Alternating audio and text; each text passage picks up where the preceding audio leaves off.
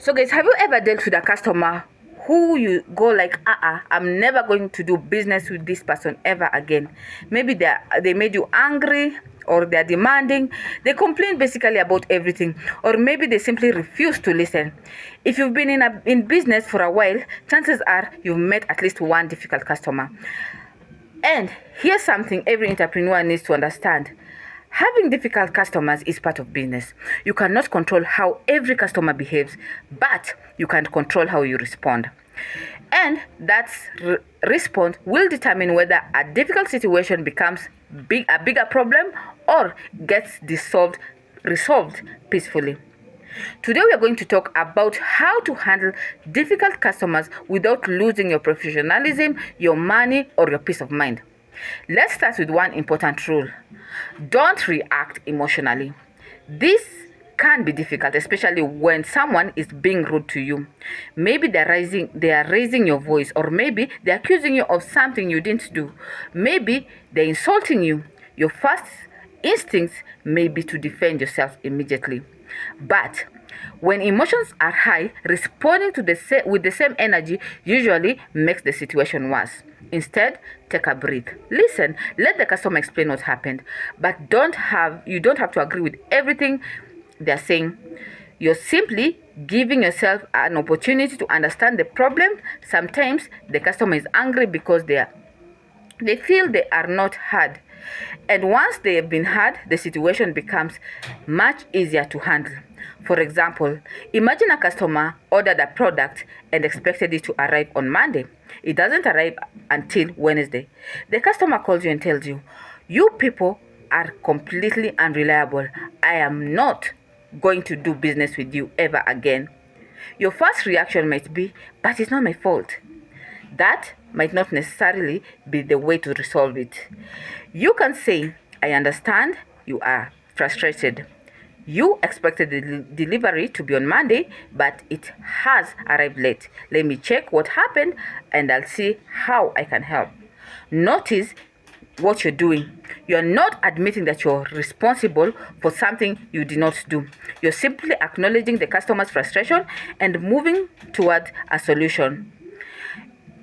That's professional communication. Now, what if the business actually made a mistake? Then you need to own it. You can send a wrong product, admit it. If you send the wrong product, admit it. If you charge the wrong amount, correct it. If your employee made a mistake, don't lie to the customer to protect your ego. You can say, "I am sorry we made a mistake with your order and understand why you're disappointed. Let me see what we can do to correct it." An apology doesn't make you weak. Sometimes an honest apology is what saves a relationship. But here's where we need to be careful. Not every customer complaint means the business is wrong. Sometimes your customer made a mistake. Maybe they ordered the wrong size, or they misunderstood your terms, or even they damaged the product. Maybe they simply changed their mind. In those situations, you don't have to accept responsibility for something that isn't your fault, but you should still communicate respectfully. Instead of saying, "That's not my problem," explain your policy. For example, "I understand that you would like to return the product, but our policy doesn't allow returns after the item has been used. But I'm happy to explain the options available to you." You're giving the customer information without attacking them.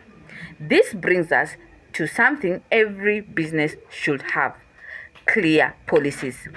If you sell products, have clear rules about returns, exchange, refunds, delivery, payments, and even cancellation. Don't make up your policy when you're already arguing with a customer. Make the rules clear before the sale. When the customer knows what to expect, there is less room for misunderstanding. And if someone asks for something outside your policy, you can calmly refer back to the rules. Now, let's talk about refunds. This is the area where many small business owners get into trouble. Some owners refuse to refund because they don't want to lose money. Others give refunds to everyone simply because they don't want an argument. Neither approach is necessarily good for business. You need to a fair refund policy. If the business made a genuine mistake, you may need to correct it. If the product is defective and your policy provides for a refund or replacement, honor your policy. If the customer simply changed their mind and you clearly stated your clearly stated policy doesn't allow a refund in that situation, you don't have to automatically give their money back. The important thing is consistency. Don't have one rule for one customer and another one for another customer just because this one shouted louder. Now, what about the customer who became abusive? This is where you need boundaries. Being a business owner does not mean you have to accept insult, threats, or harassment. You can remain professional while protecting yourself and your employees. You can say, I want to help you resolve the issue, but I cannot continue the conversation with you if you're insulting me. That's not being rude, that is setting boundaries. And if the customer continues behaving abusively, you may need to end the conversation. Not every customer is worth keeping at any cost. I know that sounds strange because we spent previous lesson talking about keeping customers. But there's an important difference between losing a good customer and because of poor service and choosing not to continue dealing with someone who repeatedly abuses your business or your staff. Your business needs customer, but it also needs boundaries. Now, let's talk about unreasonable customers. Sometimes a customer wants something that your business simply cannot provide. Maybe they want huge discount or they want a delivery outside your normal area for free. Maybe they want you to cancel an order after you've already prepared for it. Maybe they want special treatment that cannot be offered to everyone else. You don't have to say yes to every request. You can say no professionally. For example, I am afraid I cannot offer that at the moment, but here's what I can do. That sentence is powerful. You are not just saying no. You're giving your customer an alternative. And sometimes there's enough to solve the problem. That's enough to solve the problem. Another important thing is to train your employees.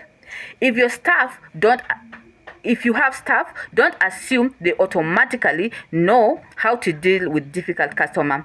Tell them, show them how to listen, show them how to communicate, tell them what they are allowed to offer, tell them what they should not offer, tell them when they should call you.